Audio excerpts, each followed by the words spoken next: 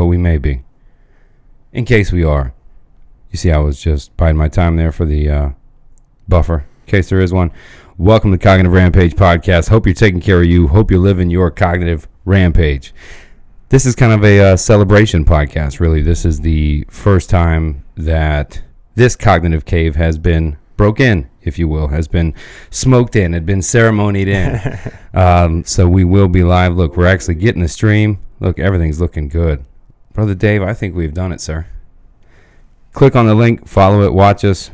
Take care. I'm going to get to this podcast now. So you did a little intro, right? That's nice. I like that. Yeah. Oh, you're like operating like all kinds of things. Now we got music still playing. Anyway, it'll eventually shut off, people. Oh, man. I love it. I miss my Steve, though, brother, in the podcast. I'm sitting here trying to operate. Like, Steve will be doing all this for us there. Everything's set up now. Welcome, man. Thank you. It's good to be here in Phoenix. I couldn't think of a better way, honestly, to have the first guest in the first time in this studio. This studio will probably be another 4 months, and then we're out. But the first time in live studio is somebody I've never met. Right. Somebody you came connected through somebody else I've never met, except online. Okay. Right? Philip Martin. Shout out, brother. Love you. Right. Came way connected through him, through you, to somebody now in the cave that I've never met. That, for me, is exciting. I couldn't think of a better way. Man. Doesn't know what I'm going to say. Don't give a shit, really. No, man. I know if it came by way of Philip Martin, man. I mean, I got much respect for that dude, Cerebral. So he's brought a lot of guests on the show that we've had virtually lately. And shout out to Eric Fox as well. They've been kicking ass. And so when he thought, hey, the guys in Apache Junction, hey, we're doing a little ceremony this weekend, I went, could be. Connect, expanding circles. This is good. No, I'm excited to be on. I don't know where we'll go, but we'll go somewhere. Well, how'd you meet Philip? I met Philip through another friend, through kind of this ceremonial work, right? Okay, tell me about it. I only heard a little bit about it from Philip, really. But what was that, man? Well, I guess there's a lot of circles of this medicine work, right? But the friend who connected us originally through some ayahuasca work in Peru, if you know Amazonian plant medicine of ayahuasca, we can probably talk about that later a little bit too. It's not my area of expertise, but I use the medicine in that sense a lot too. And then Philip and I got connected through San Pedro ceremonies, Wachuma. Some medicine ceremonies that I do. And tell me about that. What is that? It's just traditional cactus medicine. The analog in the United States closest would be like a peyote medicine, okay. But this is from Peru originally, Ecuador, Bolivia, in the Andes there. So a cousin. Yeah, yeah. Similar like a mild psychedelic?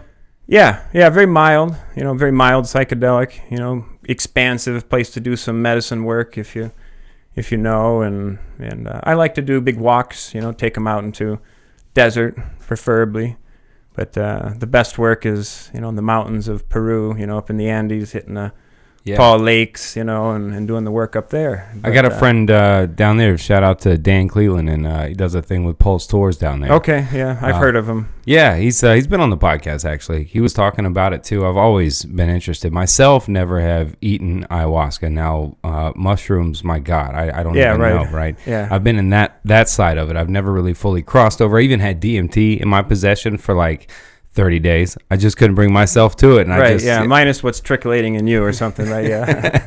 Yeah, so, I've not gone that far, if you will, or that deep, some would say, but I think enough mushrooms. What's your comparison to a mushroom psychedelic trip versus something like this? For San Pedro, I think closer to mushroom than ayahuasca, which is, ayahuasca, if you're there, if it's beaming, it's this pineal gland, it's maybe sixth sense, third eye, streaming, if you will, right? So it's a immersive experience, open eyes, and then here's that layer of visions over the eyes, close them again, see them better, etc. So it's nighttime, 95% of the time dark and different, where cactus is, you can do night ceremony, kind of the traditional peyote, what's called kind of red path, right? Saying some prayers to fire, roadman, that sort of thing. That's nice. Yeah. But how long is it essentially effective for? How long is the ceremony?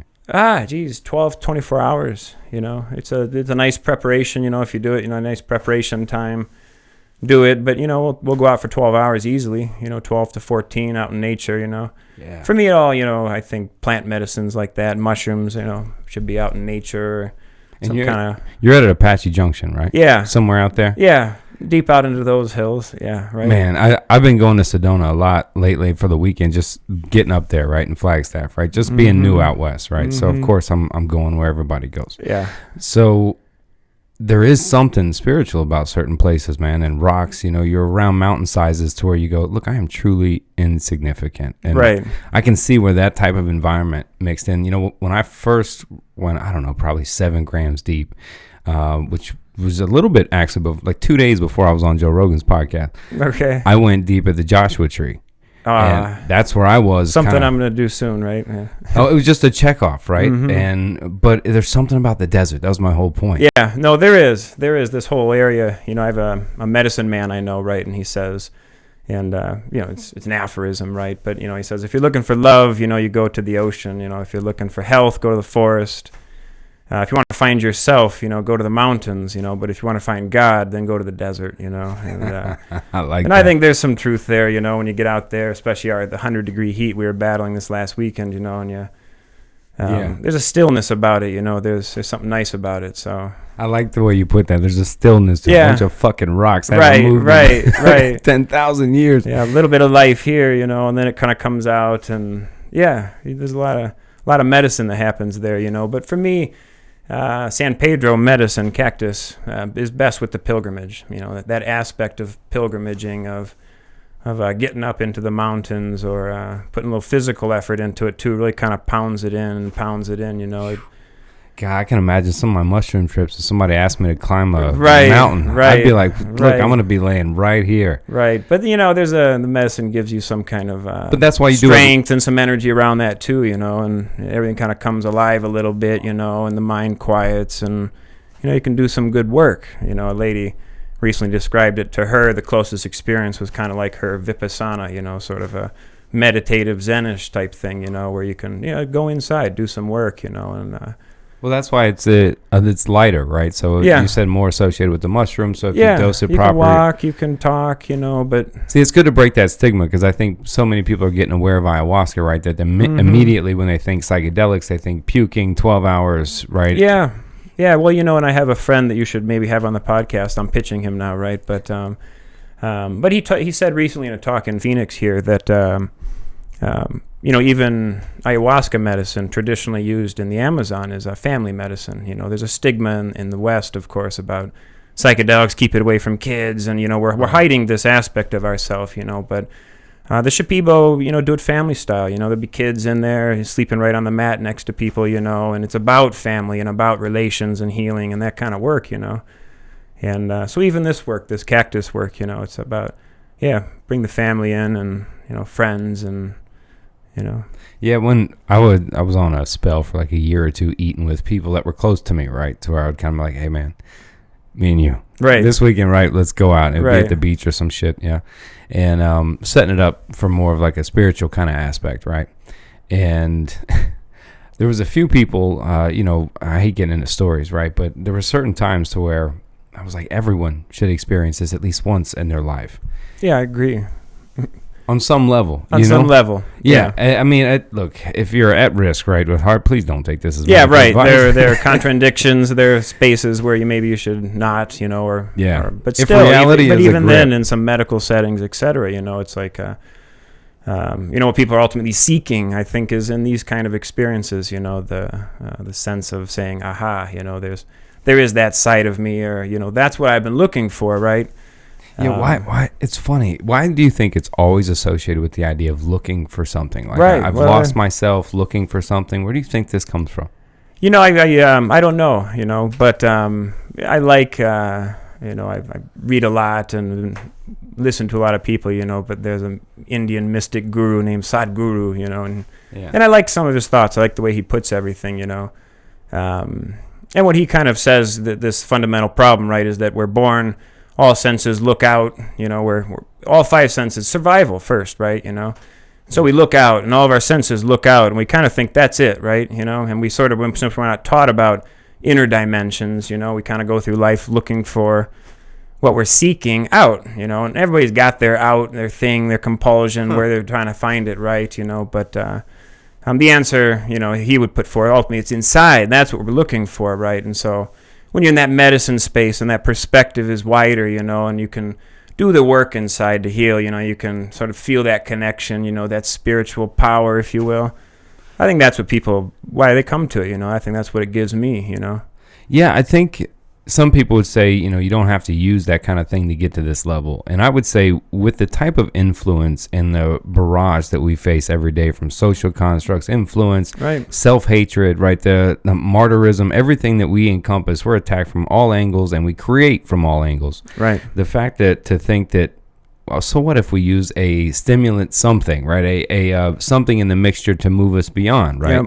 Yep. We always make the it's natural argument, correct? Yeah, well, if you read the classics, don't do it with psychedelics, Rudolf Steiner, How to Know Higher Worlds, do it without, right, but at the same time, it's a different culture, it's a different people, we're so hyper distracted, and I think the trajectory we're going on is so hyper external, hyper wrong way, that I think that's part of the reason why this medicine is finding so much expression, because it's time to kind of, I think... Hit the brakes, yeah. You started a rampage there, man. Don't pull back. Don't pull back. That's it, I think, Find this root, and the true sickness, before we do everything faster and more frantic in a very bad way, right? Yeah, it seems we are always in a hurry to get to wherever we're going. I've said a few times on the podcast that we're in a hurry to get nowhere. You're in a hurry to get in your car and sit still. You're in a hurry to hurry up and get to the reservation and sit still. Yeah. We're in this constant state of hurry, this urgency that's been built around us, almost like flashing lights. It's like a carnival. And me, I'm the worst. I'm the busiest. It's always, what am I doing now? What am I doing now? And I have to try to unwind myself, Yeah, and so if somebody, especially, you hear a lot of, high-end biohackers with big names like Tim Ferriss and Jason Silva talking about the idea of stretching beyond into the psychedelic, using those experiences for growth, for motivation, etc.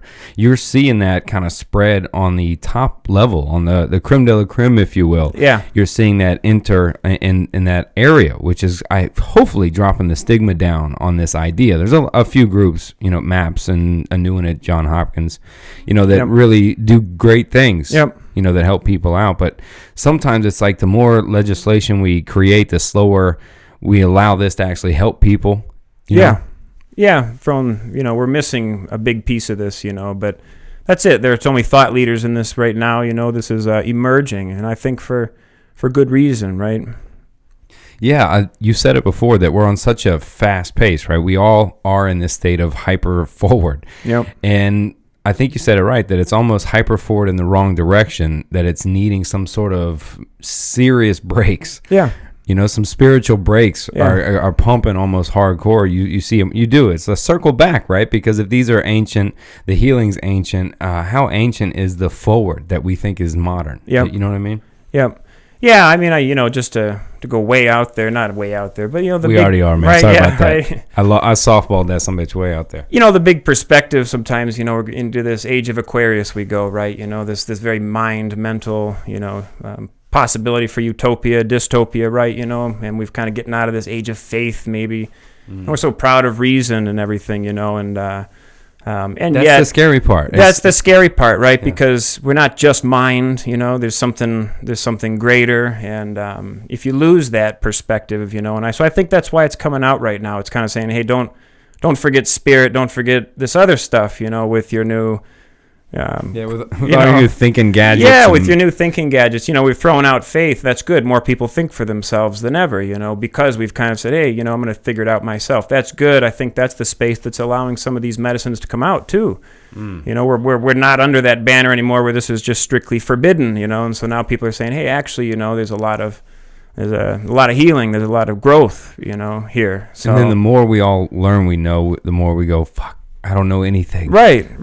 And that's the danger, that's kind of where my work is sometimes, it's around this idea that, the bad confusions around some of the trends we see, my big three are kind of nuclear radiation, genetic engineering, and sort of this transhumanism, artificial intelligence meme, and some of the philosophical underpinnings, that are under that. There's no regard in some of this for this greater, more integral perspective, and marching forward on some of those trajectories, Yeah. That's scary shit, man. Yeah, it is. That's scary shit, to thinking that we're a skip in the evolutionary chain. We're the monkey in the middle, if you will, onto some thing we can't even imagine. I wonder if the Neanderthal imagined us, right? Doing what we're doing, and how short that span really is when you look at the time frame of everything, or even the potential of it. And we do feel like we're moving so fast, but we are like this, barely a fucking blip on the whole existence. Yeah. And I do feel like we are almost genetically, definitely environmentally, evolutionary influenced to drive forward, to find the patterns, to figure it out, to keep opening it up, But I wonder how much is really, what's that Russian doll stuff, right? Where it's one. Yeah, right. Yeah, how much of it becomes that? Yeah.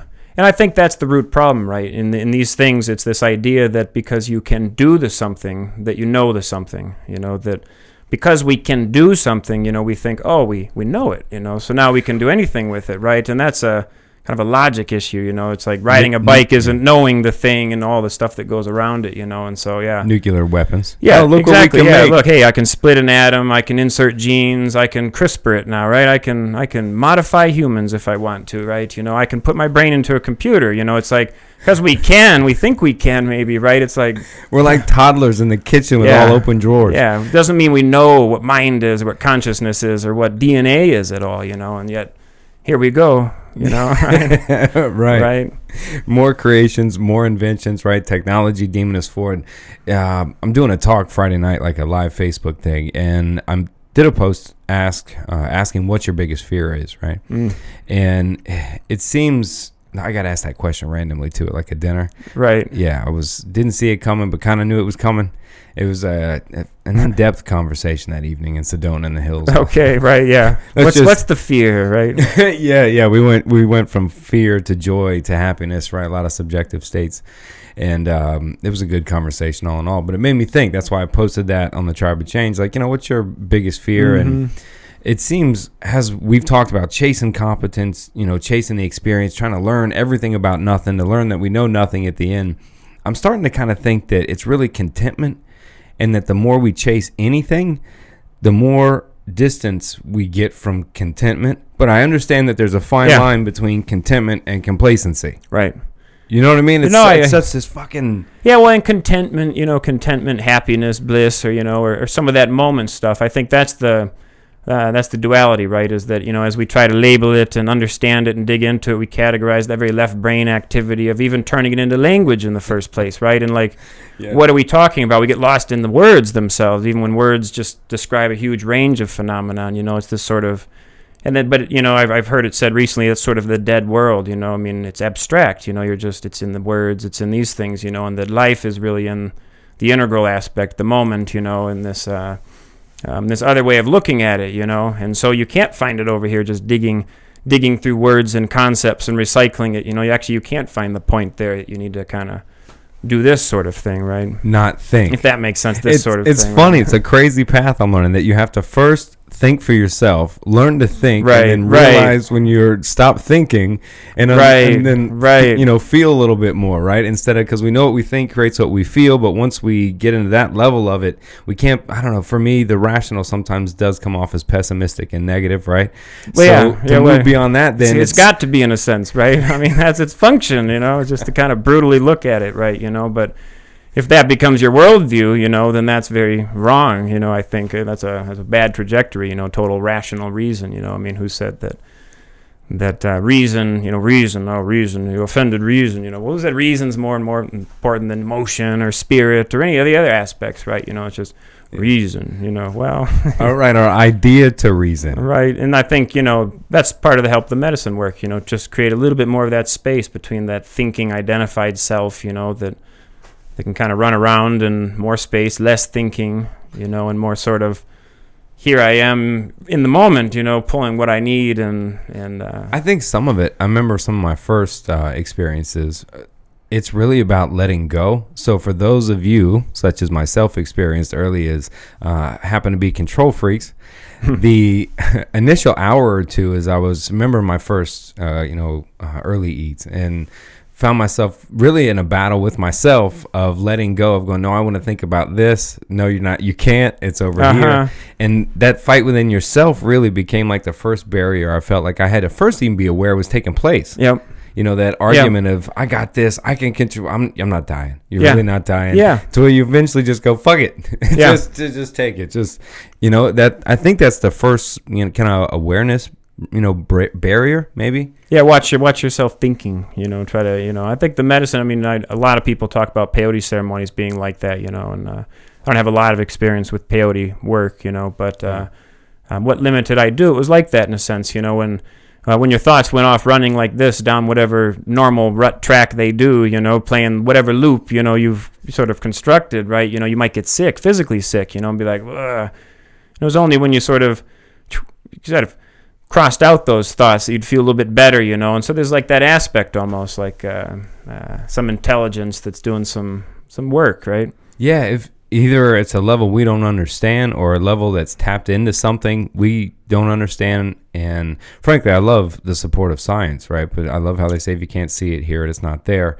But there's a lot of those that we keep discovering that right. if you can't see well, that's it. Science, if we're all honest about it, it's just a method, of getting to truth, and then the problem is that if you say that we can only talk about objective things, that we can both agree on and measure, well, that's the domain of what you can say anything about, and it's sort of like to extrapolate from that world and say, well, now there's nothing else out there, you actually can't do, right? Because we're only talking about objective here, and yet there's all this subjective experience, there's this inner work, because you can't measure it doesn't mean it's not real, Yeah, I would agree, but that's what I think slows anything good that becomes natural really into everyday lives or everyday homes is that, well, we can only build off, like you said, objectively what we know. So once we know this for sure, and we got to retest that 1,000 times, then we got to see if this or this can happen, right? Rather than trying to, help. I wonder if research that got put into the other side as much as got into proving it wasn't. Right. Could pull, from both angles. It's really try to figure it out. I like that definition of science is really just the looking for the truth, right? Studying for what we know, without coming in with that bias, right? Of this is what we believe to be true. Know what you know, and what you don't know, you can't say anything about. Then you have to be honest about that. That happens a lot too. It's this. Well, I won't even get into it. We'll get into it later. I know when I talk about some of the other stuff, right? But doesn't matter, man. But that's it. I think that's the benefit of medicine. I think that's why it's coming out in Silicon Valley. Some of the tech entrepreneur. Sort of. These communities a lot, who are doing a lot of work and a lot of innovative work and finding ways to, I wonder if it knows, like, if you're using it for bad, right? If you're like, all right, I'm bringing this in so my company can make $200 million next year and starve another couple tribes out, and come on, give me a vision, right? If right. Well, hey, and you could take it in like that and find out that it changes you, just by bringing it in, right? Right. That's how I'm saying. Right. Oh no. Right. Yeah. I'm good. Right. Or whatever. I think most of our leaders have already done so. I think we call that like the metaphoric deal with the devil, right? Yeah. Yeah. I think. There's obviously some urgency in certain places in the world, and I believe, it's a belief of mine that medicine's here to, help us make this transition. Whatever we're sort of figuring out and overcoming. This is part of it. Yeah, that's why I said it's an experience. I think most people, if you can, health-wise, all check. Set and setting, do it safely. That's partly what I forgot to say. When I was eating with friends, I would always say, look, find the place that you love most, that you feel most comfortable. And, if we didn't know each other well, I'd be like, hey, have the person you love most there. Yep. They don't have to eat with you or anything, just have them there. And that's about as far as I would go. And then I'm like, all right, let's go. Yeah. And I think I was starting to learn that whatever you go in for, if you want the rave, the party, the festival, whatever, it kind of gives you that, right? Whatever you're going for kind of gives you that angle. Yeah, there's a big intention, obviously. I think better setting a space with your intention. For me, I set it with some prayers and kind of the work we want to do, around that level. And I think mushrooms, at least in my experience, which is somewhat limited, are different in that sense. We use ayahuasca for a party or a rave. It just wouldn't go well, right? Oh my God, no. And then they take cactus and they take out mescaline, and they do it like that. But mescaline's not cactus. It's just one alkaloid in there, and there's this other thing going on. And the right setting is important. And yeah, for me, that's why the jungle, for me, I was like, no, I'm good. I'm like, look, I'm going to be sitting there freaking out as it is. And then I'm going to be thinking, look, man, medvac is like 2 days. Oh, man, my mind is always so trying to take over all the time. If I got too deep in, I'm like, I'm in the fucking jungle. It'd be good. It's good. It's good to do. Yeah, I'll just go get lost in the woods in the desert for a little while. But in general, I'm the same. The jungle is my environment where I'm least comfortable. I don't like humidity, too much heat, and then I can't walk around. I get a little creeped out. Yeah. But not just Black Panthers that'll eat you. I gotta know everybody. Yeah. I think if personal tours like that I think is kind of cool. If you get to know somebody for a little while, or if you come in with somebody, both kind of seeking something on some kind of level, if you will. Yeah. I have found it hard. I'm currently where I'm like the minefield that I'm in right now, the chessboard that which my mind is in now, is trying to recognize more of the idea of not chasing anything, of not out to chase success, happiness, pick a subjective adjective based on some emotional moment. Any one of those, rather than doing something like that, is really being in the now to find the contentment consistently, right? Not as a reminder to when it gets tough. Because I think if we have a belief of an expectation that, well, life will get tough, but just remember to be in the present, well, then you stay on the same roller coaster of going, oh, it's tough, I'll just remember. Yeah. Oh, it's tough. And rather than do that, is really be in the now and just reconstruct the now as many times as possible. I've realized if you ever tried to talk in just the present tense, not past or future, how many words you don't say. Yeah, right. It's pretty crazy. You end up like not saying a fucking thing. It'll be like 2 sentences. Like, damn, that really meant something. Yeah, I think that's good. For me, I could learn a lot of that. Resting, contentment. But I'm busy and I have a lot of projects going all the time. But what I like is ceremony gives me a space to slow down. There's a diet. I slow down. I sort of focus in. I do that work. And then for me, it's about finding time, more and more time, just to be still, just to be in the moment, I find that it's still hard for me sometimes. It is. When I'm on the grind, really pushing, like finishing up the end of the book, right? I was practicing every little thing you can think of and still trying to find that stillness to everything that was going on, I think becomes a challenge, especially if you believe it to be. It's kind of what I would say. Yep. But I remember struggling just when there's so much was going on and changes you don't control. Yep. I think really sets off a lot of people is an irrational idea that perhaps I can control whatever my biggest fear is. Yep. I mean, that's kind of what that post was about, was at that table when every man and woman at the table expressed what their biggest fear was. I kind of extracted from all of it and was like, it's fucking crazy. Everyone's biggest fear is something that they thoroughly do not control at all. Right. And that everybody seems to be that. And understanding that rational difference of going, fuck, I don't even control that. But yet that fear still controls us. Yep. Yeah, that's it, right? I mean, what's your thing? What's your fear so much? I think medicine does a good job there, for a lot of people. And some fears and some traumas are hidden. They're sort of buried down below too. We might have a surface one. We're like, well, that's what I'm afraid of, But then you do the work, you start digging in. There's no... when I was younger, I thought, I'm going to go down there, I'm going to have my enlightenment, I'll figure it all out, and now that I'm older and wiser, I know now that it's just, it's just, like you said, those Russian dolls, we're just kind of digging down, and then, we find harmony, I think, is probably the best description of what medicine work tries to do, right, is sort of harmonize the aspects of the self, if it's crazy mind, or if it's out of whack emotions, or if it's just no spiritual connection, you're missing that direct source of what you need, Yeah, that's where a lot of people tend to pull up, right? Is when you start saying, connected to something, right? Yeah. This is where they start pulling up. Yeah. And it's hard to explain really unless you're in that moment, right? I share it with nature a lot. Had one the other day coming home, kind of randomly, right? But then when it's still, even then I notice, because even when I'm feeling like that, I try to think, what am I thinking? Trying to observe it all. I'm like, I feel like I'm taking notes in the background of my own head, right? How crazy does that make me? Right, yeah, that's Well, good. You thought this. Watching your own patient in there, what's he talking about again? Yeah. Yeah, I have a little one of those, and they write really quickly. And I felt thoughts that I allowed to keep manifesting, and an idea of feeling connected with things. And there's a fear that immediately jumps up that, shit, it's this first kind of, holy, wait a minute, I am kind of connected to this or that, without recognizing false patterns either, right? Yeah. But just feeling. Yeah. But it means you're like 35th on the place list, right, of importance. And at the moment, sometimes you're like less than that of any kind of order. But I think it's matching that, right, where the fear comes in and where the subjective belief comes in.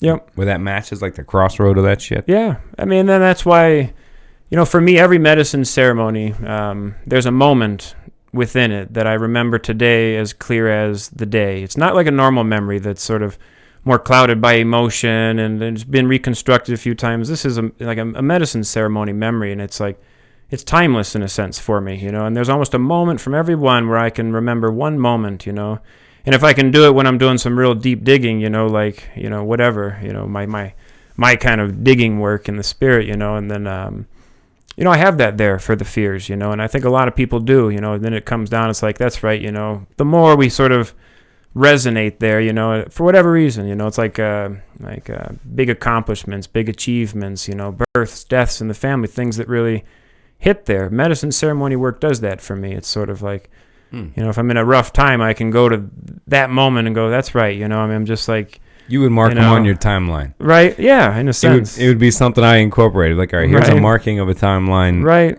Yeah, I think we... connect me to this greater expansiveness of myself, the greater journey. And so I don't think so locally sometimes. I mean, that's what fear makes you do, right? Kind of shrink down and think very locally. That's that survival basis, like what's my immediate thing, et cetera. But being expansive, and just seeing the bigger picture, that's what it helps me with, at least.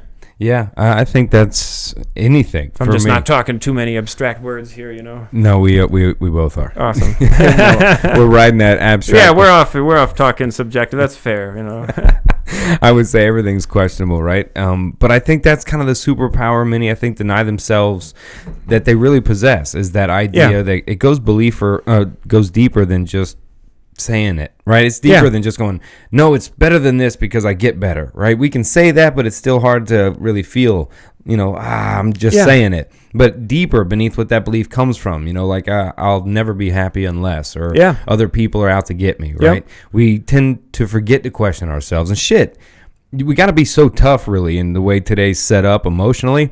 It's no longer worrying about like getting some, I don't know, well, it's diseases still, but getting your leg chopped off or getting shot randomly. It's surviving the mental hell. It's surviving that emotional attack on all of your psyche from so many directions. It's harder than just the physical survival, right? Which is almost, at least you're in the moment, you just know what to do, right? This sort of chronic stress of life, and rugged pace, and that I know because I fall into it all the time. I get back into the hustle bustle, and my same old patterns come out again, my same old fears, and I find myself doing the same things, and then I'm like, oh man, I need to go do some medicine work. It kind of pops me out of it a little bit. I mean, no matter how many times I think I go, it's easy to get lost in the bustle, right? We've so much to do. I have a kid, and then there's this, and regular work and service work, growth work, personal work, relationship, I mean, there's just so much work, right? Right. Dreams and hopes, right? That we get lost, so it helps from that perspective, just bring me home, if you will, center me. Yeah, I was talking the other day, if someone tried to implement every single biohack, book, routine, structure from every person out there saying like this, right, yeah. What would that person's day really look like? Yeah. I love how you said body work, brain work, head work. Right, right. You do see that language popping up, right? Yeah. I don't know. Oh, God, it does sell T-shirts though, right? That's what a lot of people are pushing. Their program or their T-shirt, but I think it's so much to the individual. That's it. You know? But I think that's also with psychedelics in any form, really. The cactus work, mushroom work, there's all kinds of certain work being done. I've seen it be highly effective on veterans over time, personally. Yeah. Yeah. And for that not to be in full access to people for healing. That for me becomes the real issue, right? I get upset about that because the things that we do allow to be in people's mouths every other night, 16 prescriptions, as we drop these things off. And then on this side, there's at least a shot, a roll of the dice, as much as what the fuck they're creating is. That's where I really start to get upset, is how, it's still held secret almost. Yeah. I mean, we're getting there, though, because some of the data and the evidence is just becoming insurmountable. The work on ayahuasca with, not just PTSD or sort of these things, but addictions, hardcore opiate and those sorts of addictions. And same for ibogaine or iboga, work in Canada for heroin. The success rates are astounding, again, because we can address the root, inside, and then the compulsion, why we're going out, what we're trying to fill. It's this hungry ghosts meme, from sort of Buddhist thought, right? Just filling something up, when all of a sudden we have this altered state, this expanded state experience. We might go back and see some trauma from our youth and see it from the other person's perspective. We might see something, that just helps us put us together a little bit, And all of a sudden that drops away, and then and then my friend Joe Tafur, who you have to have on, because he's the medical doctor who talks about how this work integrates with with what we know physiologically, in medical profession, and he just released a book, and that's it, Joe Tafur, right? Yeah, Tafur.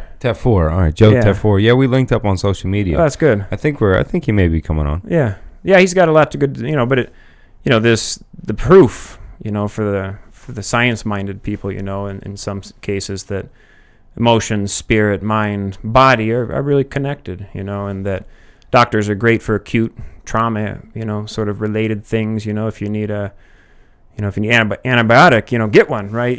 But if it's chronic, if it's sort of lifestyle, if it's emotional, if it's all these other things that cause a ton of physical issues, it's like psychedelic plant medicine, has its ways, right? Yeah, and it should not be treated, the way it is. It should be open to everybody. I think the more science, and because everyone seems to put a stake in the ground, right? They put up a flag. They were doing that in mental health, to where, like, I'm a behaviorist, I'm a cognitive practitioner. So it's the word problem. It's words. And everyone would claim this whole, and it would be more research and papers really proving their stance on why it's this.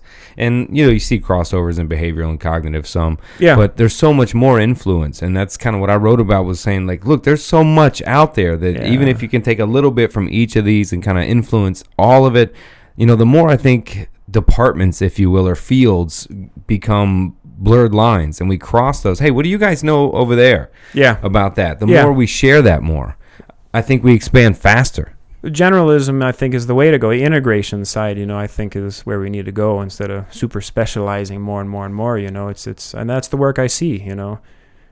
People integrating all this stuff, right? Business, biohacking, psychedelics, healing, doctor stuff, natural health, everything. It's kind of, this is how we do it. We're learning finally, right? Yeah, I like that. That's different kind of medicines. There is a monopoly, a hold on what medicine is. And these words. It's all this tyranny of words stuff, right? I mean, drugs is the bad one, right? And that's it. Out goes all this healing stuff that cures addiction to drugs, hardcore drugs, and yet because you call them drugs, you throw them out too, and not understanding psychedelic medicine in its traditional contextual sense, not understanding the value of this, and we've lost it, Yeah, well, it doesn't necessarily get Pell Grants and loans and funding, right? No. You write psychedelic research on your funding group, it's probably going to get denied. A cup of cactus costs $10, and you can do a lot of work, and yeah, right? That's it. We just $10 for a little cactus, or for the rest of your life, sign up now, and if you have Medicare Part D, it'll cover most of your prescriptions for the rest of your fucking life. Yeah.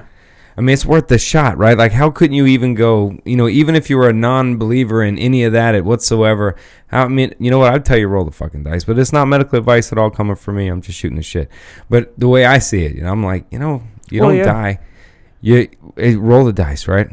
Yeah, and even, there's a lot of promising work being done on patient end of life with psychedelics too, to help with fear, based around the dying process, a lot of these spiritual systems, it's about learning to die well or something, or at least not having the fear of it, because you have that greater perspective, right? And so a lot of people who go in and use the mushroom, for example, there's work that's been done there around terminal patients who extremely beneficial, just to give them that perspective, some of that healing before they pass, so there's all aspects of this medicine in our life, I think, Man, that's how I'm going out with a couple peyote buttons in my mouth, I'm walking out in the desert, dog. Do you have that written in a will, sir? Right, yeah, that's right, yeah. It must be announced to an attorney. My wife knows, yeah. Well, we need an attorney. It's got to be a legal drug, and therefore, God, man, I think that's... it's hard to even look at that, right? I can hear somebody listening now going, oh, why would you assist with it? You want to have them fight and hold on, right? But how much of that is selfish, right? Well, everybody's going to expire, and there's times to hold on, and then there's times to, I think, die gracefully. And, that's such a die with fine dignity, line. I mean, why can't we die with dignity? Right. Wild animals do, and you see one's fought to the hell and gets it, it's like, yeah, good job. I mean, you did well. Right. But we're all going to the earth, we're all going to dust, right? Yeah, that's for some people, I can hear it hit on just its morbid form anyway. Yeah. But if you've experienced that, for me, I don't know. I don't know if I'm at the end of life right there, and that's the way I want to go out. I'd have to think about that. I think it should be open to anybody. Again, I'm not dying anything terminal. Well, no, I mean, this isn't give them some psychedelics as they're dying, either. This is just... I get it. Yeah. We're not hitting them with 7-10 grams going, see you later, sister. Yeah, howdy, buddy. Yeah. Woo! I'm sorry, we probably shouldn't laugh at that shit. Yeah, right, yeah. Yeah, we're going to get emails. Yeah. No, but, I mean, shit, whatever. I think anybody should be able to choose whatever it is. I'm a firm believer in whatever works for you. I'm trying not to be anti-anything. Yeah. Only anti-this is the only way thing. Yeah, and that's, a big hero of mine is Graham Hancock, and this war on consciousness is his big thing he's always fought, right? And I think that's what this is in a sense, war on... what I can do with my own mind, in the privacy of my own home, 4,000-year-old plant medicine that everybody's had a history of safe use and studies showing, beneficial benefits to society and people and health and wellness. And well, you start we need to see get there, The logic starts to expose the tyranny. It does, yeah. After a while, it does. And then, like we said, though, once the logic then reaches its peak of what it can explain, then we have to then come off the logical and be able to open up spiritually. Like, it's such a fucking what the hell. Right.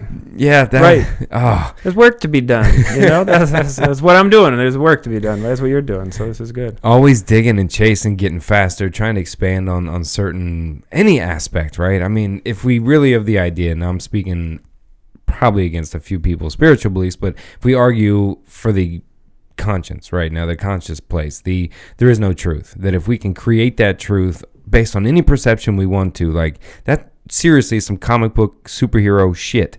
If they, you know what I mean. But most people would argue, you can see the hard, religious people would argue that there is truth in the world and it's coming, it's written. Yeah, I get it. I'm not saying no to that either, right? Because for as much, I don't want to fight that one either. Yeah, right. But trying to be in the present and being now and willing to do that, that's fucking hard, man. Yeah, I think there's a balance of them in a sense. I believe in sort of truths, sort of divine truths, or just ways that life operates and whatever, from the cycles to the laws to these things, right? But yeah, it gets messier when people get involved, right?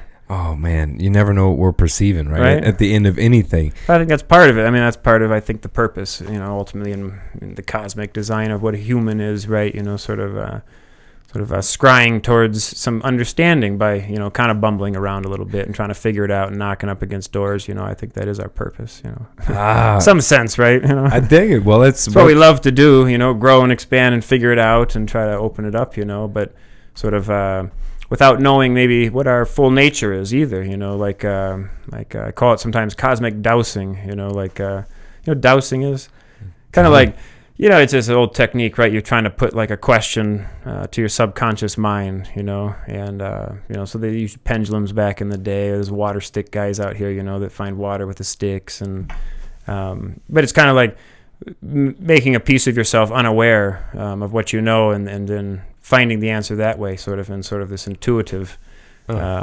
creating space like we were talking about earlier, right? And so sometimes I joke that it's kind of what we are, like God's little entities, right? That think we're alone and separate, and we're all confused. But really, that's what we're doing for them. We're the unaware, if you will, of. You remember, I may date myself or whatever, but do you remember those old football, you set up the plastic guys, you turn on, it just vibrates, some of the football guys go this way. Yeah. That's what we're kind of like. We're on God's like vibrating football. I forgot what they call that. My brother and I used to play that all the time. But we're just kind of the vibrations going, and whatever vibe you choose to ride, man, that's where you're going. Like a big cosmic Van de Graaff generator, this big ball in the middle of potential, and then consciousness puts its little finger to the glass and it dances around in its own unique form. As long as you hold it, then you let it go. It's kind of, at least, I'm just playing around with. I thought you were going to go into freestyle or something. Right. Man, that was beautiful. I was like, shit. You were riding out with some cosmic. That was like a serious Schumann Rampage right back there. We go, right? And So what are you working on directly now, man? What's you say you're busy a lot, so walk me down some what you're doing, man. All right. So, my core profession, what I've done for most of my life is engineer, kind of an R&D development manager type, right? Those chess players, you see logic. Right, yeah. I worked on pyrotechnic devices, right? Anything that explodes, a lot of hot gas. Shit. Yeah, I'm one of those guys, right? And I let you in the building. Yeah, and I'm in the house. You don't know me, right? Some secret military agent guy named Philip Martin hooked me up with you. Right, yeah. Now my house is going to blow up. All right. Philip Martin's probably not even real. Right, yeah, right. He's me. Oh, shit. It's getting all 007 up in this bitch, man. Just don't rip your face off, man. But that's where I've been. Originally airbag inflators, everything that makes an airbag inflator go is where I started, but I've worked in everything now. How the hell did you get into explosives, man? Because my background's, I'm a math major, applied physics. And so I kind of interned there for a lot of years. I went right to industry. I love how you intern in the mathematics and physics. I interned in the pyro device world, working. How did you cross over? I love how you I was in math, so I got into bombs. Well, there's some family connections. I think I watched my first airbag inflator go off when I was 8 or something, right? So some lucky connections kind of got me into there. Great, I got a connected guy who's into explosives since he was 8 years old. Right. Shit, man. Yeah, all right. come on. If you know what happens to me, I'm in Peoria. There's deserts and shit. Oh, man. Safety devices, Safety so I've worked in a lot of industries around that, and yet 8 years ago I started my own business called Synergy Energy Systems. That tripped me out when I saw your email. The name of the company I just dissolved that was in the background of all this was Full Synergy Group. Is that right? Yeah, like 6 years, man. See, I came back from Peru with the name. I should have done more research because Synergy is a popular name, But I love it, It's my hobby business. I had to add Full Synergy. Full Synergy. Yeah. Yeah, Synergy Energy Systems. I did biogas for a little bit, trying to turn manure into methane, that sort of thing. How far did you get there? Where's that at? Up in Michigan, I worked with a couple horse barns. Never did any constructed things. I did some designs, and then the way it worked, I ended up getting involved with a friend. Yeah. We did rainwater harvesting. Damn. A business called Rain Reserve for a while. It was his, and I kind of jumped on to help a little bit. And that's still around, rainreserve.com. What'd that do? Basically, harvesting rainwater, So it was we had a manufacturing facility in Missouri, punching out diverters and different pieces to make rain barrels into rain barrels and to take it off the gutter and a full suite around how do you rainwater harvest, right? And so I did that, but forever the way to make the money was in the industry, So for the last 8 years, I've been kind of half-time, if you will. And then what's in the inventor's basement? I know you got something. No. What's the masterpiece that no one's allowed in the room to see? There's 10 more years, right? No. What is it, man? What's your Iron Man suit? No. Actually, what I'm working on right now is writing. So my current profession is really an author. And like I said before, what's the book? Living with Radiation. Website's livingwithradiation.com. But I have a lot I want to write about, and so I started with, it's called A Nuclear World, Heal and Protect. It's a small guide. It's about nuclear radiation, ionizing radiation, how to heal and protect. This is Fukushima-related stuff, right? How far is it really in the oceans? Well, it's in California, Fuck, really? Oh, yeah. Come on, man. Of course. Don't fuck with me. Of course. But again, and so I try to work through it in the book a little bit, because have there's some bad ideas out there about nuclear energy. So part of it's kind of like a new voice for this generation that may have kind of forgotten the old generation's sort of nuclear advocacy and why we really need to keep our foot on nuclear weapons. Yes, nuclear energy and nuclear waste, especially. Yeah. Are you pro for? I don't even know. Is this? No, a thing? I mean, I guess at this point, I don't want to make it a thing, though. No, it's not a thing. Right, thank God. If it was my choice, I'd say don't split it 50 years ago, but we did. And now we're here, and so we have to be good at it now. Now we have to be really good at it, and we have to get better at it, because now we've created something that we don't know the way out of, right? All this waste, all this 10,000, 100,000 like the movie years Outbreak, stuff. Right? We've got the damn disease now that we wanted. We could do it, but we didn't really understand it. Now we're here. Now you have to go forward, but, so I'm sort of sick of stupid nuclear, and so part of that's in the book. And then what's happened, I think, is because of our focus on climate change, on carbon. Nuclear is kind of coming out as the new energy for the greenies as well. And didn't some kid do something with nuclear waste to make some battery? I don't know. They invented some way that I hope they can scale it, but it was just so much. It was something using nuclear waste to create some sort of battery that lasts forever. Something like that. That's what we need more of. So that's it. I think to get out of nuclear, you have to go forward. You have to progress. Beyond it. To the next energy source. But you have to figure out how to deal with what we have, So I talk a little bit about that. I talk about some issues with the way we look at how it affects our health. There's a lot of bad arguments out there. Does it cover like things like 4G, 5G being? Well, so that's kind of the second part of the project, So there's kind of two books. The first one I called A Nuclear World, and the second one, that one's out. Second one was called A Wireless World. Oh, where can they get Nuclear World? livingwithradiation.com. It's on Amazon as a Kindle format as well. Perfect. Yeah, guys, go get that shit. I'm gonna get it now. I got a copy for you. Oh, wonderful, man. Don't worry. Just put it on camera, man, if you got it. Oh, it's over my bag. I'll get it in a little bit. Oh, all right, but keep going then. So the second part of the project's about wireless radiation, right? Kind of the non-ionizing spectrum, and really about things that affect people there, the Wi-Fi, all the questions around that. Same thing, heal and protect, What's the threat? What's the real threat? What's the data say? And how do we protect? How should we live better with some of these things? And the first one is on nuclear, though. Yeah, that's right. Right. What's something we covered and touched on some of the basic arguments, right? In forwards and pluses, right? I'd say the main point I tried to distill out of the book is that you see a lot of bad arguments out there. I mean, I've seen arguments out there in Bloomberg, in editorials saying, we shouldn't have evacuated the Fukushima residents. It's kind of a crime to move them because the radioisotopes that were littered there really aren't that harmful, and this is why.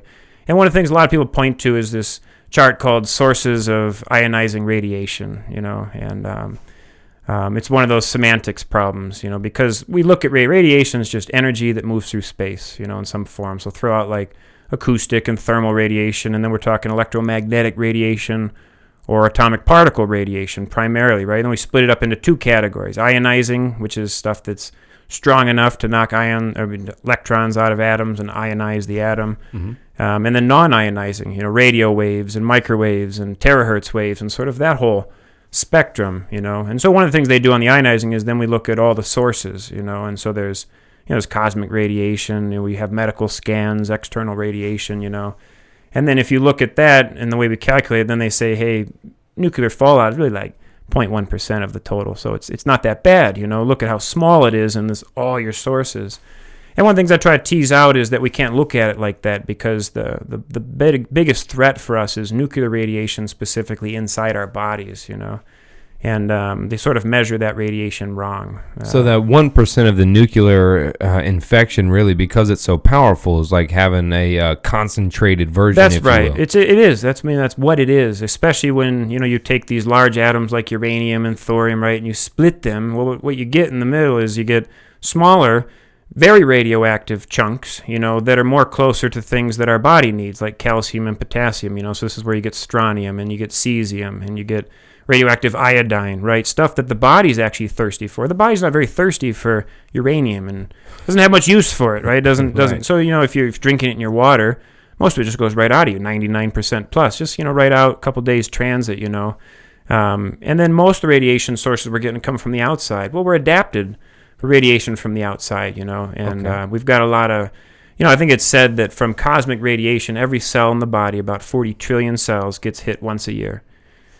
Which sounds like a lot, but every cell can repair itself, and then we're always breaking DNA strands. The body's always repairing DNA strands, so we're very good at it. You know, when we exercise, we break some DNA strands. You know, free radicals break DNA strands, right? But there's a specific way we break them, which is very bad. You know, if we were to break both of them at the same time, or we were to really mess one up, like rip it all the way up, you know, or if we've got a particle sitting in the body that's so radioactive, it's just pinging like only 20 cells, you know, and so as they're trying to repair, the whole repair process is getting just pegged, you know, and so now, you know, what happens is the way they calculate biological effect of radiation on health is they average it kind of over tissue mass, you know, so they say, here's how much energy is absorbed, here's the amount of mass, you know, so if we're talking about your skin, here's how many pounds of skin, here's the amount of energy absorbed, and that's kind of how they dose, you know. But when it's inside of us, and it comes out, it can only hit about 20, 30 cells, you know, particle radiation, because it's charged, crashes into things.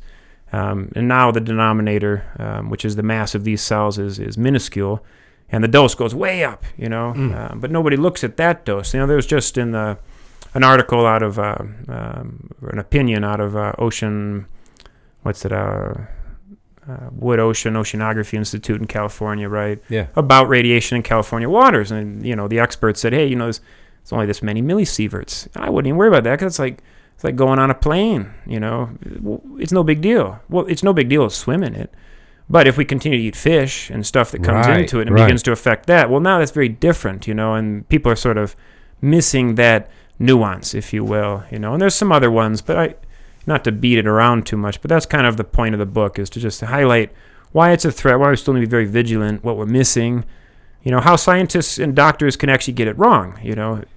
It's not a big conspiracy, you know, it's just kind of a natural progression of the way we thought about radiation, you know, always focusing on the stuff that came from the outside, on X-rays first, and then on nuclear blasts and stuff like this. And our biggest data set is about the atomic bomb blast survivors in Hiroshima, you know, and like that's our data. So again, it's from outside, you know, and then there's some issues the way they did that, but so really, it's the charge of nuclear power coming back as going, we're the safest alternative there is. Right. We're back into it. There's no worry about our plants. Yep.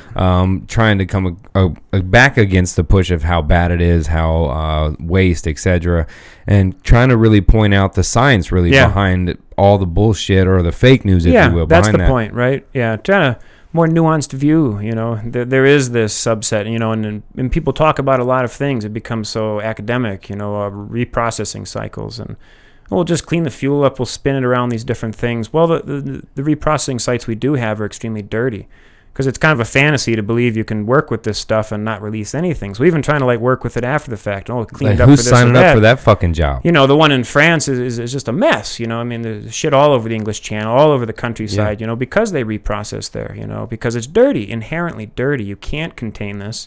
There is no clean nuclear. It always releases tritium. It always releases other things. You know, and if you don't look at it correctly as something that's inside of you. I mean, you know, tritium molecule, you know, radioactive hydrogen, it can basically goes wherever water goes, right? It goes right down into hydrocarbon bonds and DNA if it wants to, you know. And so you have to think about it differently. And the big scam is that cancer, chemotherapy, I mean that was my next question. Well, yeah, I mean, because cancer specialists already use radiation at the microdose level, where, you know, you put radiation inside of you. It's very effective because it does. If you plant it right, it can only hit the cell next to it. It can only hit the tumor because it can't get past it the way it works, a lot of these. So it's not like they're putting it in you and the shit's just going to go all through you and they're rolling the dice. It's gonna knock around some free radicals for sure, you know, and maybe do some mess like that. And that's just a microdose. But that's and they have calculations for how to look at it at that level, and you need a very little amount to do a lot of big work, you know. So over time, that small percentage exposure, wherever that may be on our body, has various effects of who could it be or what could it be or what the signs and symptoms are over time. But because it's so concentrated and the randomness of it, it is that important to take a look at, not just pulling the new curtain back on. Wait, we're still here, nuclear energy. Yeah, I mean, the stuff that's hitting our skin from the cosmos and the Earth is a very fundamentally different radiation. And so then here's this chart. Well, yeah, we get hit a lot, you know, living on Earth, right? You know, so here's this chart. Well, but that stuff's so small. that they don't even pick it up, but there's it's a lot of that shit out there that it's like that little fucking spider that just kills right, everything. Of course. If we really believe that invisible small things can't hurt us, we know better now, right? Yeah, well, shit, some of us do. Right. Wow, man. I mean, but we get looked at, right? It's again reforming or repackaging energy again. It's the lobbyists, these groups that back it, what it's for. You see all types of new media getting released. And why this should be the choice, why this shouldn't be the choice. What direction do you think maybe we should look into for future energy? I think there's definitely something that we've yet to discover, right? Renewable green energies aren't going to solve everything. Obviously, we use a lot of energy, and we need really energy dense things, and nuclear is beautiful, right? And so I guess for me, it's just so you're like pro-nuclear, but pointing out all the fucking shit. Well, and I'm not even pro-nuclear. I would love to stop it all, but you have to get past it now. We have to store this waste for, call it 100,000 years. On just a small level, 10,000 years, right? Yeah. Well, that's maybe twice recorded human history, So that's no small feat, We're not even thinking about it. We're thinking about it, but we have no I saw a couple documentaries where they were just putting tarps underneath other tarps that they had buried. It's terrible. Sitting on top of nuclear reactors, just waiting, overflowing, just rods hanging out, that's what we're doing right now. Oh, wait, where shouldn't I live, man? Well, pretty much anywhere in the Northern Hemisphere, right? No. Oh, shit. No, where should I not live? Just give me one place I should not live. Fukushima. Okay. Oh, good one. That's a soft way out, man. That's a good one. That's a soft one. We'll have some scares, right? I guess. But there are a lot of nuclear. There are a lot of nuclear facilities in the United States that are dangerous. They're loaded with rods. They're old. The biggest fault line in the United States is in the middle of the country, the New Madrid fault line. That kind of is the Mississippi Valley, if you will. St. Louis all the way up. When that ripped in the late 19th century, that's the biggest earthquake we've had, right? And there are a lot of nuclear facilities just hanging out there using the waters of that very water-rich region to cool these fires, right? And, and so there's a lot of problems. We haven't figured it out. Fukushima will leak forever. Robots are getting fried out trying to find the fuel. It's lost, right? Right, I know. It is forever. Well, we're fucked. Call it the next 50 years. Maybe one day here we'll go get it, but I doubt it. Shit. It's hard to do. That's scary, man.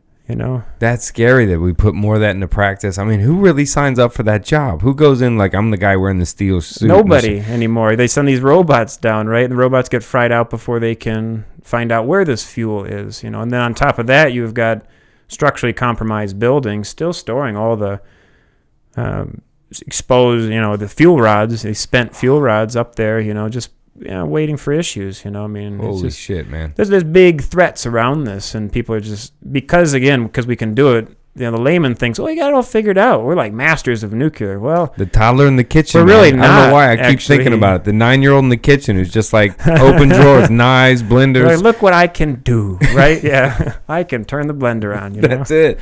Yeah, and so that that's a big thrust of where I started this work. It's not the most read book because not everybody wants to read about particle physics and something that maybe they can't do as much about. So I'm excited about trying to say more about wireless and the cell phone side of things. Yeah, well, you gotta let me know. So they can get the nuclear book though right now though. Yeah, on Amazon. Yeah, it's available.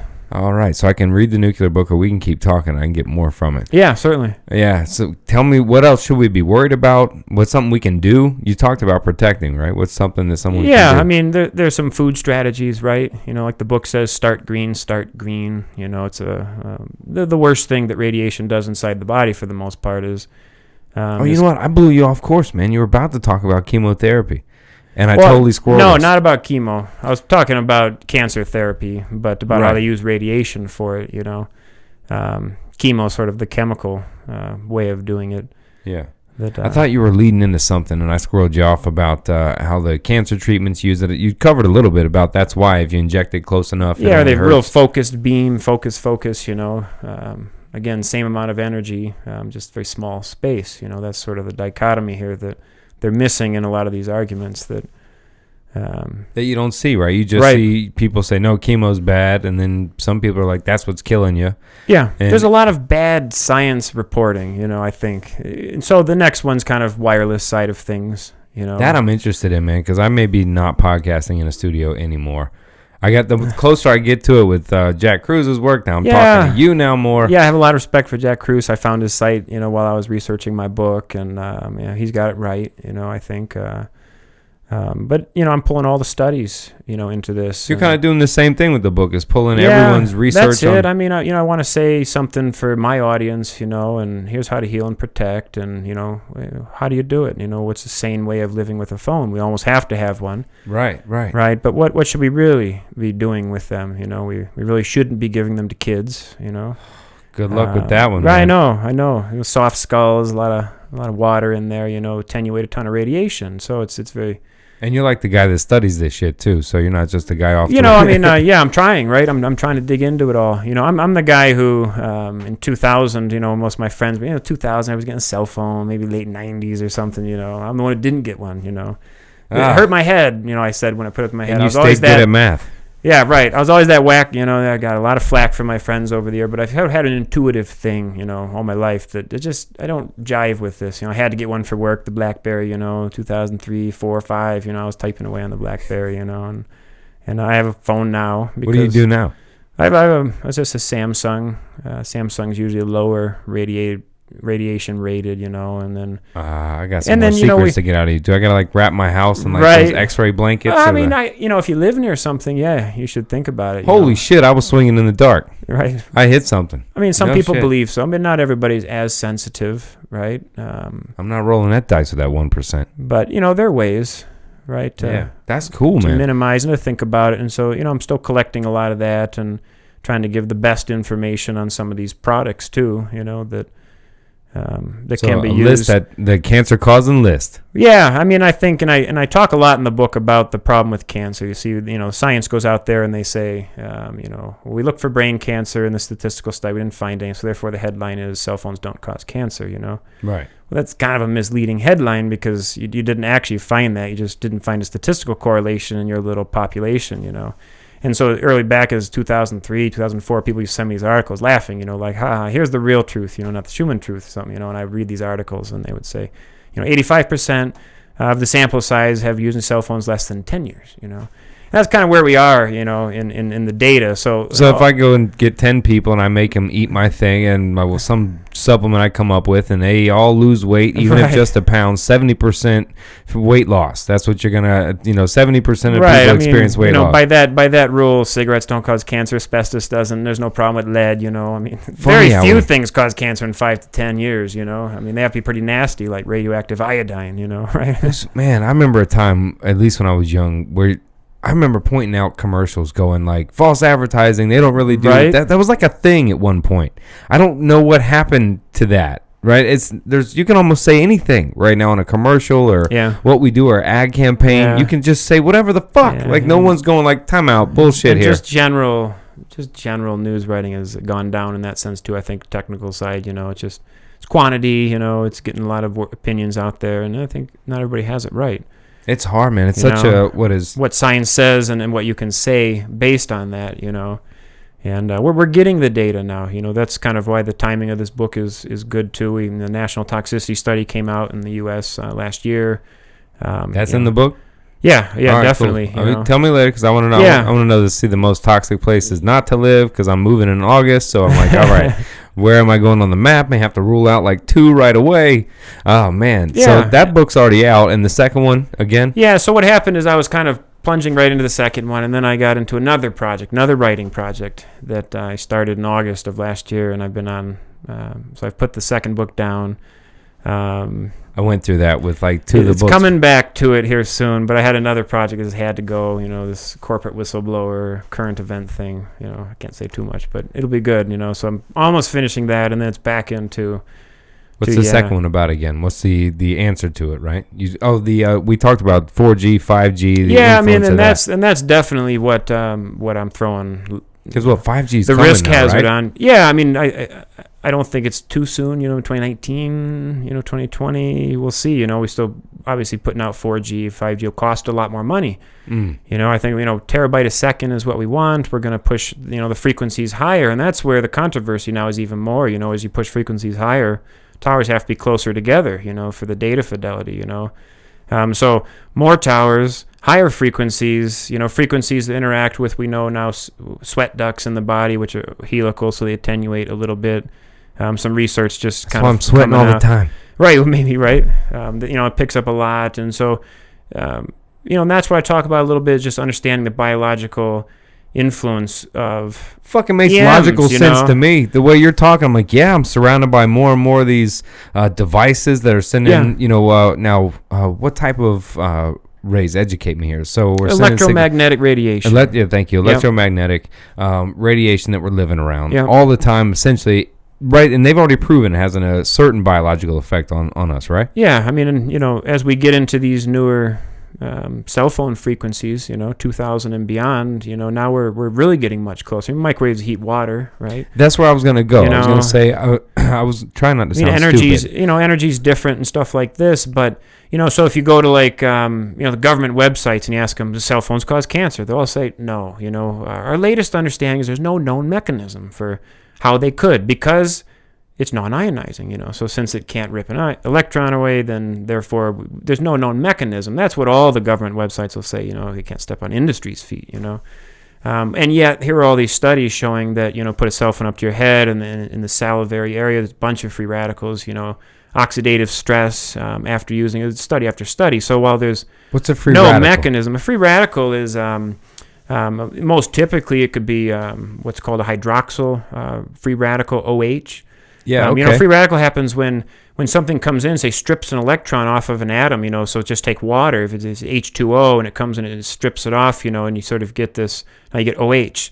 And you get this other fragment, and now OH is thirsty because it's missing electrons. So it wants to go find one from anywhere, right? So when it bumps into something, it rips one from there. Well, now that tissue gets damaged in a sense, So free radicals damage biological tissue through this sort of energetic electron swapping, right? And so, which we do just by touching things, bumping into things, people, etc. Yeah, well, I mean, just go back to ionizing radiation, it can easily rip an electron, so it does, and, from multiple things. So free radicals, one of the ways you heal is you focus on antioxidants, right, and things that boost your body's natural source of antioxidants, which is glutathione. Glutathione is the body's antioxidant. It's the one you want to maximize to live a long, healthy, productive life with a good mind, and so because radiation creates free radicals. So here, and we know free radicals create cancer, that's a mode because it can damage DNA, it can damage these things. So oxidative stress can lead to not just cancer, but a host of health issues, deteriorating health issues, in the eyes, in the heart, cardiovascular system, whatever, Because cancer is simply what?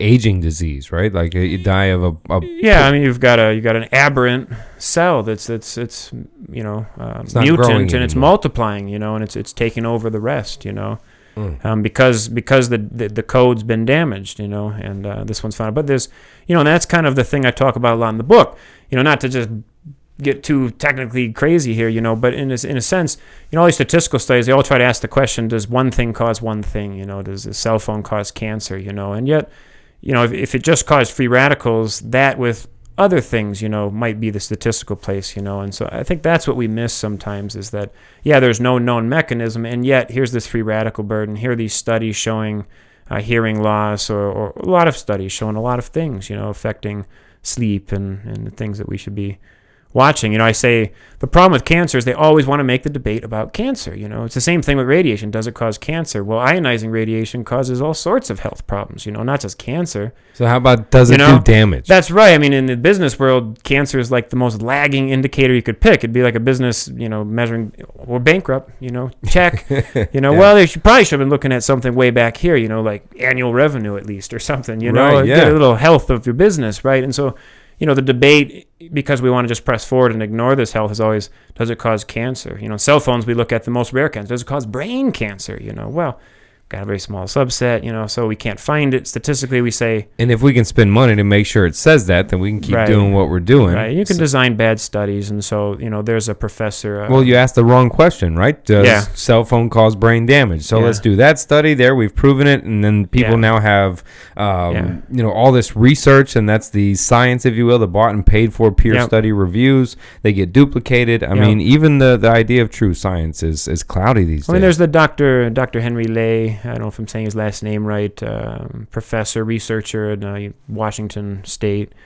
And he's done, good compilation on cell phone studies, right? Yeah. And by his research, if you look at industry funded, it's sort of like 20% show some harm and 80% don't. If you look at non-industry funded, it's the very opposite. 80% show some kind of biological issues and 20% don't, right? That scares the shit out of me by itself. Right. I mean, even the phone industry is willing to say at least 20% of you are getting fucked up. Well, they all have the very big warnings on their things saying, you That's probably true. shouldn't put this next to your head because they're already getting ready for the liability. In fact, there's some humorous Fucking stuff. addicts are we, man. Right? These insurance policies don't cover you from EM. They're already getting ready. They're kind of putting it out there, and in their very own sort of Everything's coming with profit loss statements by these companies. They say, we can't say that we won't Shit. get sued in the future. So They're already budgeting. even our projections could be hit by this if we were to get turned and the science were to go the other way, right? And so obviously, wherever there's big money Find the involved slush and fund, stuff, people. That's what right? they're saying. Find the slush Right. fund for the Yeah. 20% they're going Yeah. to sue us. Who's going to get the liability, on this one? So Fuck.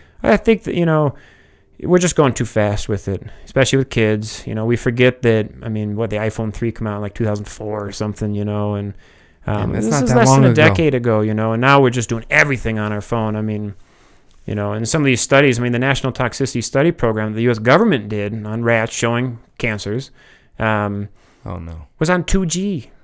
Because it took so long to get the funding, it took them 10 years to finish the study. They Because it started goes on 2G. against Well, industry. We're already on to 4G, and so What was the numbers on 2G? cancer causing. They haven't put out the full study yet. They kind of put out a brief in 2016. They're kind of Well, tabulating thanks. the We final get a thing. fucking brief in 2016 right, of something that we've been living right. in for 10, 20, But it was 12 like years. male rats, particularly gliomas, schwannomas. Cancers of some of these tissues that surround our nerves and stuff like that. And Fuck, I got to find a new way to do a podcast. yeah, there are ways. I'm killing myself in here, man. Jack Cruz, yeah, we're both dying together at least, man. My gosh, man. So you're working on there that are one giants out there, right? And so it's like on all radiation, there are these giants, that do this good work, And so for me, it's about saying it in my own voice, trying to put my own way of living life with these threats, and just to But get then this it's info not- out there, I like how you're not enforcing either side, though. You're not enforcing the no nuclear all the way side. You're arguing literally both points. Yeah, I think we just have to be smarter. What we know, we know. If it's hurting people, which it is, then do it better. There's Li-Fi. There's light fidelity, right? Instead of using wireless signals, use light. There's some benefits there. There's some limitations. There's other technologies. There's other ways of doing this. That if we lie to ourselves, especially about nuclear radiation. For me, all my work right now is I want to get out onto my soapbox and talk about a few of these things, right? But to me, the common theme is this humanity that is this DNA, right? It's all my studies, inner, outer space, just magnificent miracle, DNA and life. And this is all possible because of it, and nothing mutates it better than nuclear radiation. Nothing, that's its speciality. Life evolved to get ionizing radiation protected from, and it doesn't exist without, some of the things we've learned. And, and there's a thought leader, a great woman who's been the anti-nuclear advocate forever, Dr. Helen Caldicott. Her work very much influences mine. And she says something in her book that just terrified me. There's a Dr. Muller who won a Nobel Peace Prize for doing radiation on fruit fly experiments, right? And zap some fruit flies radiation, follow all the kids and their ancestors down the line, and see. And he found it can take 30, 40, 50 generations for mutations to manifest physically, Wow. And so, we've been 2, 3, 4 generations since the nuclear era started here, And I think we've already done damage to ourselves, to our genes. We won't know, right? Because we were already littering the biosphere with the stuff before we ever mapped the genome, right? So we didn't even know everything about DNA before we started the work. Sort of now Pandora's box is out. Everybody's got all this stuff in us. We're born with it. The whole world, is born with radiation in our body. I think there's some. It pisses me off, and I think there's work we have to do. To tell the truth about the threat, right? That's what I call a cognitive Right, rampage. that's right a little there. rampage right there. That's it, man. You went the fuck off. Right, Man. so that's my work, Well, I was doing okay until I had this guy Dave Shumann on my podcast. He scared the shit out of me about nuclear. We need another place, another something. No, I'm just kidding, man. That's information people. I mean, there are things should we can know. do. That's the point of the book, right? Is that it's not all bad news. Right? Yeah. The body's amazing. It heals itself. We repair DNA all the time.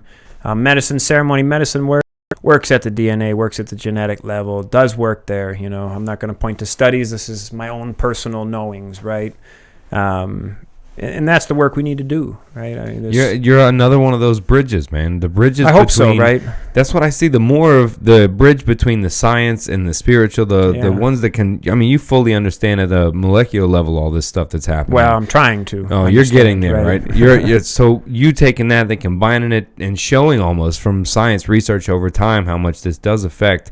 You're like one of those extractors too, man. One of those bridges crossing us to some place that we're still trying to figure out. Yeah, like a guide, right? It's like, I don't know what's over the rise, right? But I know we probably shouldn't walk that way, right? Like I'll go right. Maybe this way. I could be wrong, and I could go backtrack, and I don't mind backtracking and being wrong, but some of it's so important, and then when I work with the medicine, I get this overwhelming call, from this intelligence, whatever you want to call it, this spiritual connection to say this is where you got to go do some work. And so when I come back sort of charged, I'm like, okay, I got to find a way to make my life work, right? I got to pay the bills. I got to do this growth and service work here, I got to take care of the kid, right, and family. And maybe you just don't have to do anything. Right, yeah, that's the contentment, right? Right, maybe, or complacency, right? That's that fucking vague. I love how it comes full circle. That's the full synergy. It comes all the way back. Synergy, there you go. How we started, man, is the idea of chasing the competence take us further into disarray. I mean, effortless until it's effort until it's effortless. I heard someone say recently, and for me, it's just about putting a lot of energy into it right now, and well, I'm glad somebody is, man. Right? Yeah. Well, I mean, I'm late. I'm trying. That's it. I'm glad somebody is, man, because I mean, I can't write about that, but that stuff you're putting out there, that's the stuff I like to read and hear about. Will you continue to come on, man? I'd love to. I'd love to. I still got a lot to learn from you, man. I just had lesson 101 of an intro into it. My brain started. Well, and I talk scattery, so we're trying to make this coherent here. No, man, this is the cognitive rampage. There's nothing coherent going on in this fucking. Less coherent, better, right? Exactly. People listen to this thinking just like you too. Then they hear a couple sentences and their brain is starting to go, oh shit, they're going this way. I'm meanwhile trying to go, oh, my brain snaps into 3 different directions when you're talking. And then I'm like, oh, I gotta talk. Right. Yeah. Man, I want to keep chatting, man. I do got to get up out of here though, man. But no problem. Where do people find you, the work, the book, recap all that shit? Well, my site right now is livingwithradiation.com. That's where my book is, and contact for me, anything along those lines. Dave, what's the website? livingwithradiation.com. Look you up under Dave Shumann too? Yeah. David Thomas Shumann. Had to go for the author, the triple name, Right? So it'd be what, David T. Shumann? Yeah, David T. Yeah, I like the David T. Yeah, I like David Thomas. He's like the beloved doubter, right? That's funny, man, because I use Adam Brett as my first and middle. Okay. I'm like, I always like that a little better sometimes, right? But I can't use the B because altogether it looks like Adam Blowry. Right, yeah. No, I can't work that, no. It's terrible, man. Yeah, I know how it goes. So Amazon, man, get the book. It's called... Yeah, Amazon. It's called Living with Radiation, Heal and Protect, A Nuclear World. Oh, man, I'm going to pick that thing up, dude, and you'll come back and do this again before I leave. I'm out probably in August. Yeah, we should do a reconnect, and we can go somewhere else. Oh, I love it, dude. Thanks for coming on, man. All right, my friend. Thank you. Yeah, brother. I just got to figure out to hit the right buttons, man.